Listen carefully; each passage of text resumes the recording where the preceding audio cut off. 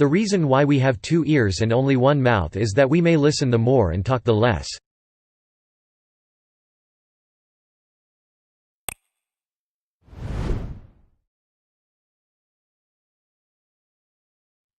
Zeno of Citium was a Hellenistic thinker, of Phoenician descent, from Citium, Cyprus. Zeno was the founder of the Stoic school of philosophy, which he taught in Athens from about 300 BC.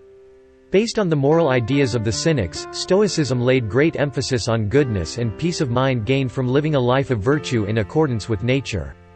It proved very popular, and flourished as one of the major schools of philosophy from the Hellenistic period through to the Roman era. Zeno was born in 334 BC, in Citium in Cyprus. Most of the details known about his life come from the biography and anecdotes preserved by Diogenes Laertius in his Lives and Opinions of Eminent Philosophers. Diogenes reports that Zeno's interest in philosophy began when he consulted the oracle to know what he should do to attain the best life, and that the god's response was that he should take on the complexion of the dead. Whereupon, perceiving what this meant, he studied ancient authors. Zeno became a wealthy merchant. On a voyage from Phoenicia to Piraeus he survived a shipwreck, after which he went to Athens and visited a bookseller. There he encountered Xenophon's Memorabilia. He was so pleased with the book's portrayal of Socrates that he asked the bookseller where men like Socrates were to be found. Just then, Crates of Thebes, the most famous cynic living at that time in Greece, happened to be walking by, and the bookseller pointed to him. Zeno is described as a haggard, dark-skinned person, living a spare, ascetic life despite his wealth. This coincides with the influences of Cynic teaching, and was, at least in part, continued in his Stoic philosophy. From the day Zeno became Crates' pupil, he showed a strong bent for philosophy, though with too much native modesty to assimilate Cynic shamelessness.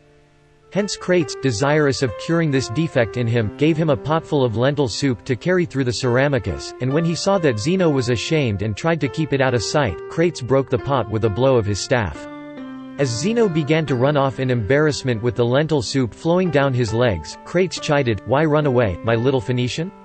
Nothing terrible has befallen you." Apart from Crates, Zeno studied under the philosophers of the Megarian school, including Stilpo, and the dialecticians Diodorus Cronus, and Philo. He is also said to have studied Platonist philosophy under the direction of Xenocrates, and Polemo. Zeno began teaching in the colonnade in the Agora of Athens known as the Stoa Poikile in 301 BC.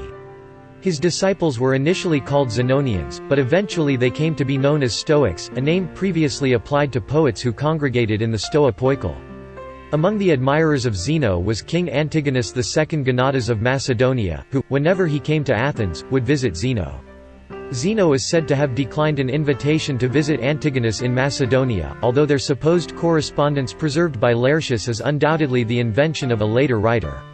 Zeno instead sent his friend and disciple Perseus, who had lived with Zeno in his house.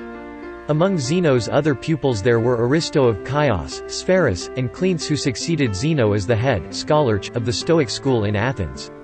Zeno is said to have declined Athenian citizenship when it was offered to him, fearing that he would appear unfaithful to his native land, where he was highly esteemed, and where he contributed to the restoration of its baths, after which his name was inscribed upon a pillar there as Zeno the philosopher. We are also told that Zeno was of an earnest, gloomy disposition, that he preferred the company of the few to the many, that he was fond of burying himself in investigations, and that he disliked verbose and elaborate speeches. Diogenes Laertius has preserved many clever and witty remarks by Zeno, although these anecdotes are generally considered unreliable. Zeno died around 262 BC. Laertius reports about his death. As he was leaving the school he tripped and fell, breaking his toe. Striking the ground with his fist, he quoted the line from the Niobe, I come, why dost thou call for me?" and died on the spot through holding his breath. During his lifetime, Zeno received appreciation for his philosophical and pedagogical teachings. Among other things, Zeno was honored with the Golden Crown, and a tomb was built in honor of his moral influence on the youth of his era. The crater Zeno on the Moon is named in his honor.